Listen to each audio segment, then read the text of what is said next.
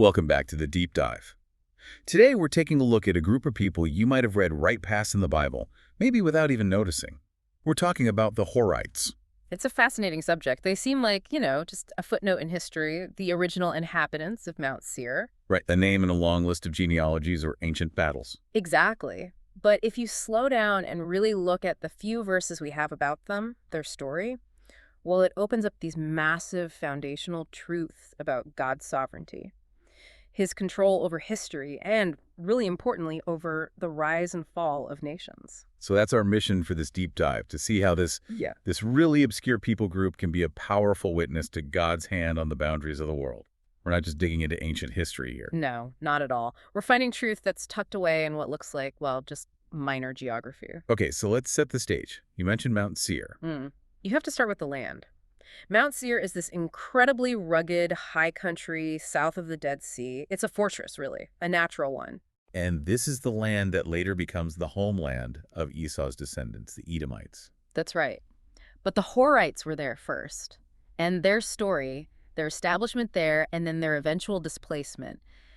It's this very sober witness that God guides every turn of history. So we're tracing an arc then for people who are around for maybe centuries, but their biblical record is just a few hundred words. It's a very clear arc. You see them rooted in Seir during the time of the patriarchs. They were significant enough to get caught up in regional wars. Okay. And then when God decreed it, they were displaced by Esau's family. Deuteronomy 2 is just crystal clear about it. God gave that land to Esau. The whole story is a lesson, really. A lesson that even the most secure mountain stronghold can't protect the people from a divine decree. That's it, exactly. All right, let's unpack this. And I think you're right. We have to start with the land itself because the geography really defined these people. You can't get the Horites without understanding Seir. That's the absolute foundation of who they were. When we say Mount Seir, you shouldn't picture a single mountain. It's more of a whole system. Steep bridges, deep canyons, high plateaus. I'm picturing places like Petra, the city carved into rock. Is that the kind of terrain we're talking about? That's a perfect image to have in your mind. That gives you a sense of the sheer verticality of it. Which sounds like a dream for defense. If you're trying to hold that territory, you have a massive advantage. An incredible advantage. It's easy to defend, and it's almost suicide for an invading army to try and penetrate and hold it. They could use every crack and cave for shelter, for storage, for defense. But it wasn't just a military fortress, was it? It was also commercially important. Hugely important. Seir sits on some of the most vital trade arteries of the ancient world. It's the link between Arabia, with all its spices and goods, and the Levant and Egypt. So if you control Seir, you have influence over a massive flow of wealth and power. You do. So the geography gave them protection, but the location meant they were always connected to the politics of the wider world. Okay, so in this hard, rocky landscape, the Horites build their culture. And this brings us back to their name. You said Horites is often translated as cave dwellers. It tells you everything, really. It's not just a name. It's a description of how deeply they adapted to that place. They didn't live near the cliffs. They lived in them. Wow. They used the caves, the rock shelters, for homes, for granaries, for tombs, everything. This was a culture that had mastered the rock. That really changes the picture, doesn't it? They're not just wandering nomads. They are deeply rooted. They've engineered their entire way of life around the terrain. Exactly. Their land and their culture were just completely intertwined. And think about the psychology of that. Living in a place where your home is literally part of the mountain. It gives you this huge sense of permanence, of security. You feel untouchable. You do. You can look down from your stronghold and think, no one can get to us here. And that's the very pride that the prophet Obadiah speaks about centuries later, right, to the Edomites who lived there after them. He says something like, "Who can bring me down?" That's the crucial link. The essay we've been studying points this out so clearly, that seemingly permanent bond between a people and a place. It was subject to change the moment God commanded it. The rock was their refuge, but God is the true fortress. That's the lesson. Their existence was always conditional, even if they couldn't see it. Okay, so let's move from the geography into the history. Their first mention in the Bible is in Genesis 14. And right away, it's clear they are an established, serious group. That passage is so illuminating. It's a snapshot of the whole region. You have this massive campaign by Kedorlaomer and his allies. A coalition of kings from the east. Right, from Mesopotamia. And they're Yeah. sweeping through the region, putting down rebellions. And the text says they struck a number of peoples, including the Horites in their hill country of Seir. So what does that tell us? The fact that they were a specific target in a major geopolitical campaign like this, back in the time of Abraham. It tells us they were significant. You don't get named on the itinerary of a massive military campaign from thousands of miles away if you're just a few scattered, disorganized families. It means they were known, established, organized. Yes. Their territory was clearly defined, their presence was large enough, and they likely controlled enough of that valuable trade to draw the specific attention and wrath of these powerful kings. So they're a legitimate player on the world stage at this point. Their fate is tied to powers far beyond their own valleys. Absolutely. And this event, it sets a precedent, doesn't it? Their control of the land was relative, not absolute. It was subject to the larger movements of history. And as we'll see, their fate would soon be decided by an even greater force God's plan for Abraham's family. Before we get to their displacement, though, let's pause on Genesis 36. Those genealogies that, I'll admit, most of us probably skim through pretty quickly. We all do, but they are so vital for understanding the Horites. The chapter is mostly about Esau's descendants, but it takes the time to detail the people they displaced. So it's not just filler, it's preserving a record. It's profound historical and theological evidence. It's a roster of the Horite leadership that existed before the Edomites. It shows us that God sees and remembers the details. So walk us through it. What names are there? What does it tell us about their society? Well, it starts with Seir the Horite, the patriarch of the whole clan, and then it lists his descendants who became chiefs in the region: Lotan, Shobal, Zibeon, Anna, and so on. 7 chiefs in total, I think. 7 named leaders. And the text specifically calls them the chiefs of the Horites in the land.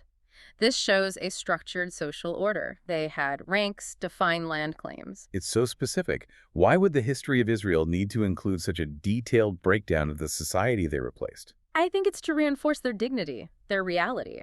These were real men governing real territories. They weren't a faceless, nameless mass that was just swept away by history. They were a community. It makes their removal feel heavier somehow. It's one thing to read that a people was destroyed. It's another to see the names Lotan, Shobal, Zibeon, and realize these were specific leaders of specific families who lost everything. It is heavier. The detail highlights the real historical weight of this divine change. It's a quiet but powerful statement that God knows and names every generation, even as they return to the dust. Their names are recorded even as their nation ceases to exist. It sets the stage for a really critical theological point. God's concern isn't just with the line of Abraham. He's managing the entire world system. That's the big takeaway from this first part. The Horites were powerful, established, deeply connected to their land. And yet, all of that stability was about to be overturned. Which brings us into the biblical narrative itself, the 3 scenes where we see God's hand so clearly in their story. Right. We move from this regional conflict to a divine decree, and then finally to a prophetic warning. So, scene 1. We've touched on it, but let's go deeper. The campaign of kings in Genesis 14. Kedar-Laomer's invasion. The Horites are caught up in it. What's the deeper significance there? The significance is Abram. The Horites are living under the shadow of these massive, seemingly unstoppable human powers. But then what happens?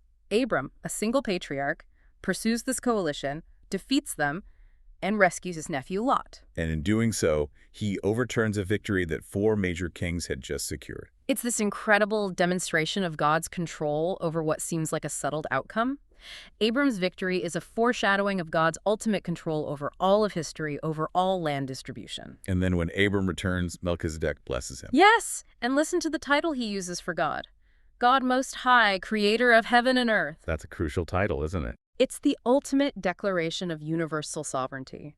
It tells us that the God of Abram is not some local Canaanite deity.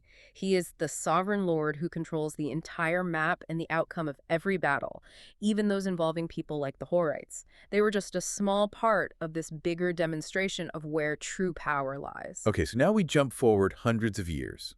Scene 2. This is where the story of the Horites really reaches its conclusion. But the theology just explodes. This is the handoff to Esau in Deuteronomy 2. This passage is just so theologically potent. You have to remember the context. Israel is on the verge of entering the Promised Land. God is about to drive out the Canaanites for them. So they might be thinking, great, let's just conquer everyone around here. Exactly. But God gives them a very specific restraining command when it comes to Esau's descendants, the Edomites. He tells them to pass by peacefully. Yes, a very sharp command. Deuteronomy 2, verse 5. I will not give you any of their land, not even enough to put your foot on. I have given Esau the hill country of Seir as his own possession. God himself set that boundary, and Israel had to respect it.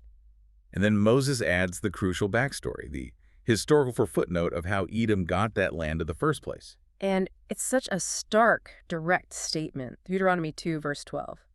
The Horites used to live in Seir, but the descendants of Esau drove them out. They destroyed the Horites from before them and settled in their place. Wait, I have to pause on that language. Drove them out. They destroyed the Horites. This wasn't a gradual merger or assimilation. It sounds like a definitive, forceful displacement, a complete transfer of ownership. But the critical point here is that Moses does not let Israel think this was just a successful human conquest. He makes it clear that God was behind it. He makes that connection absolutely explicit. In verse 22, he says, "The Lord did the same for the descendants of Esau when he destroyed the Horites from before them." So God destroyed one people group, the Horites, to give the land to another, the Edomites. And the Edomites were from Esau's line, the line outside the main covenant promise. And that's the theological weight of it. This was not an accident of history. It wasn't random aggression. It was a divinely sanctioned land grant from the Lord. It shows that God's authority over land and national borders is absolute, and it extends far beyond Israel. That really challenges our assumptions, doesn't it? I mean, why would God do that for Esau, the brother who despised his birthright? It's a profound question, and it really illustrates the depth of God's sovereignty. His plan is so much more comprehensive than we often imagine. He's working out his promises to Abraham regarding all his descendants, while at the same time he's administering the entire map of the world. So Esau taking over Seir wasn't an accident. It was a decree. Not at all. It proves that even these seemingly minor geopolitical shifts are orchestrated or, at the very least, permitted by God. The Horites were removed, the Edomites were given a fixed protected inheritance, and Israel was commanded to acknowledge that. Let's move to scene 3. The prophetic echo.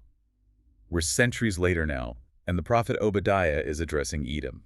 Yes, the shortest book in the Old Testament, but it's a devastatingly accurate word against Edom. Obadiah calls out their crippling pride. He says they live in the clefts of the rocks, and they boast, "Who can bring me down to the ground?" That's a direct callback to the cave-dweller lifestyle of the Horites. The very geography that once protected the Horites became the source of Edom's arrogance. It's the ultimate tragic irony.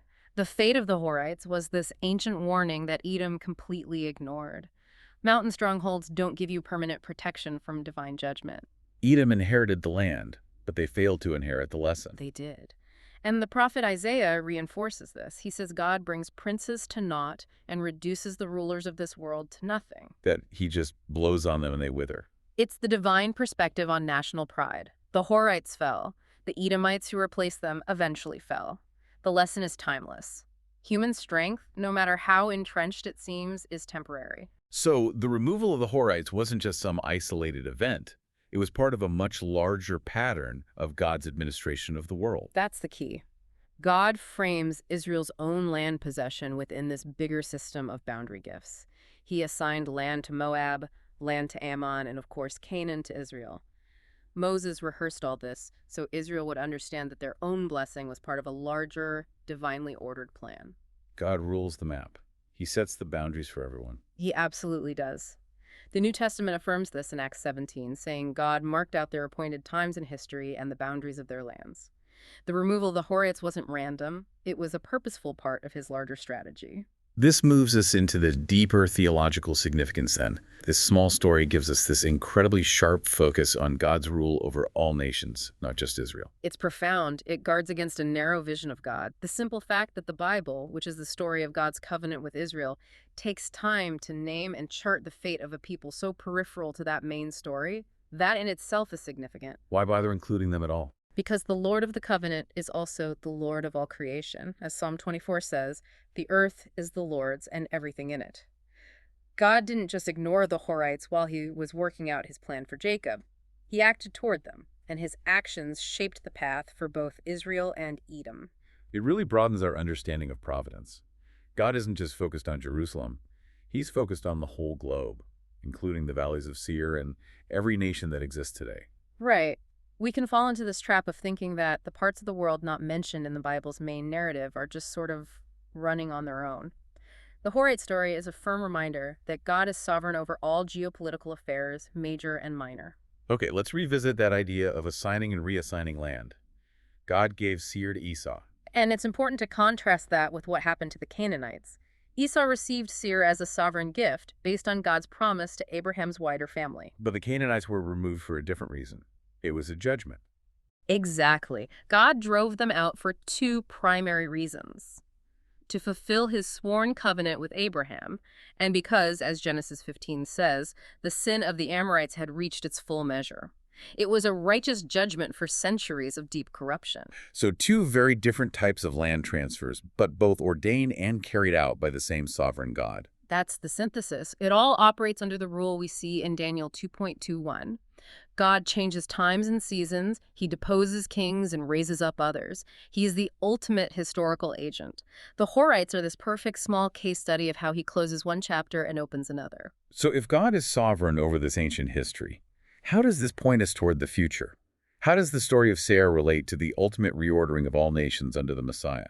Well, it gives us perspective, doesn't it? The shifting of these earthly boundaries points us toward the prophetic hope that the Messiah will one day establish eternal, perfect boundaries. A time of final global peace and justice. Yes. The prophet Isaiah talks about a future where the nations will stream to Jerusalem to learn God's ways, and he will judge between them and end all war. Zechariah says the Lord will be king over all the earth. So the temporary nature of the Horite and Edomite borders points toward the permanent, eternal order that Christ will establish. It gives us confidence that history is actually going somewhere. Yeah. Now, the source material we're drawing from suggests a specific way of reading this, often called a dispensational reading. Okay, can you unpack that term for listeners who might not be familiar with it? Of course. In this context, it just means reading these prophecies about future kingdoms as promises that will be fulfilled literally on the earth, not just symbolically or spiritually in the church. I see. So when Isaiah speaks of Christ ruling the nations, this view holds that there will be a literal 1,000-year period, the millennial reign, where Jesus returns and establishes a global, visible, and perfectly just kingdom on this earth. So the small story of the Horites, where God sets a temporary boundary for Esau, is like a small signpost pointing to the huge, final reordering Christ will bring for all nations. Precisely. The map isn't random. It's under the care of the one who keeps his promises. We see a small demonstration of that in Deuteronomy 2, and that gives us hope for the final, perfect demonstration in Revelation. And the final theological point here is that very serious warning against entrenched pride. The Horites were rooted in their strongholds, and they were removed. Edom settled in those same strongholds, and because of their pride, faced the same fate. It's a sobering lesson, and it's directly applicable to every culture today. No nation is too established, too advanced, or too powerful to face God's judgment. The fact that a people could be so secure for centuries and still be removed, it's a powerful statement about the limits of human strength. Security is only ever temporary on this side of eternity. It is. God is patient, but he is not permissive forever. As the book of Job says, he makes nations great and destroys them. He enlarges nations and disperses them. And this truth, it calls every leader, every one of us, to humility and to justice. Okay, that theological scale is immense. So let's bring this right down to the personal level. How does this deep dive into an obscure Bronze Age tribe apply to you, the listener, in your life today? I think the primary application is trust, a deep, settling confidence in the God who writes history. We live in a world that feels so unstable, don't we? Borders change, powers rise and fall. It's unsettling. It can feel chaotic when you watch the news. The Horite story suggests that what looks like chaos to us is happening within a framework of divine control. That's the assurance. The turmoil we see does not surprise God. Psalm 33 says he frustrates the plans of the nations, but the plans of the Lord stand firm forever. That should be the deep well of our stability. But that trust shouldn't lead to passivity, right? How does it direct our actions? It gives us clear direction. We're told to pray for our rulers and seek peace. We're called to do good while we wait on his timing. Our confidence has to rest in the Lord's hand on the map, not in the strength of our own nation or our economy or our alliances. And the second application is that caution against pride, the pride that came from the security of Seir. The geography of Seir fostered this arrogance. Who can bring me down? That is the temptation for any secure person or society, whether that security is based on military might or a strong economy or even just personal achievement. And how does that kind of pride show up in our own lives? Not just nationally, but personally. It shows up whenever we start taking credit for things that are fundamentally gifts from God. When we think our wisdom or our hard work is the ultimate source of our stability, the cure is radical humility. It's constantly remembering that every good thing we have comes from His hand. And the warning, if we forget that. James 4.6 is clear. God opposes the proud but gives grace to the humble. If you find yourself feeling entrenched and untouchable, the fate of the Horites should be a stark reminder. Pride leads to a fall. Humility leads to grace. A third, and I think really pastoral lesson, is that God cares for the marginal, the obscure. The Horites are only in a few verses, yet God counted and named their leaders. That is such a vital point. In a world that so often ignores the small people, God recorded their names, He marked out their land. He never misses a detail. He cares for the small and the forgotten. And that care should shape the church's mission. Absolutely. We have to embody this global perspective. We are called to love our neighbors, even our enemies, and take the gospel to every nation. Why? Because Christ's death was for people from every tribe and language and people and nation. The God who cared enough to name the Horite chiefs desires that the gospel reach every corner of the earth. The fourth lesson brings us back to that command to Israel to respect boundaries, to honor Esau's inheritance. It was a fascinating test of obedience for them. They had to respect the border God had set and even pay for the food and water they used while passing through. It required immense humility and trust. So what's the application for us today in how we interact with governments or society? We're called to walk peaceably, to honor lawful authority, and to overcome evil with good. The story of the Horites teaches reverence, not arrogance. We honor the distinctions and boundaries God sets, even as we look forward to the day Christ will return to set everything in perfect, final order. Which brings us to that final personal question this story demands we ask ourselves. Where is your ultimate security? The cliffs of Seir were steep, they were unassailable, and they ultimately failed the Horites. If our personal security rests in our bank account, our social status, our achievements, it will ultimately fail us too. So if the map is always changing, where do we find real security? Only in the Lord. If your security is in Him, it stands even when the earth gives way. Psalm 46 is our anchor. God is our refuge and strength, and ever-present help in trouble, therefore we will not fear. That's the comfort, isn't it? The contrast between God's sheer power ordering the whole map and His personal, detailed care for each of us. It's breathtaking. It is. The same God who determines the fate of ancient nations is the one who numbers the hairs on your head. He will not forget those who trust Him.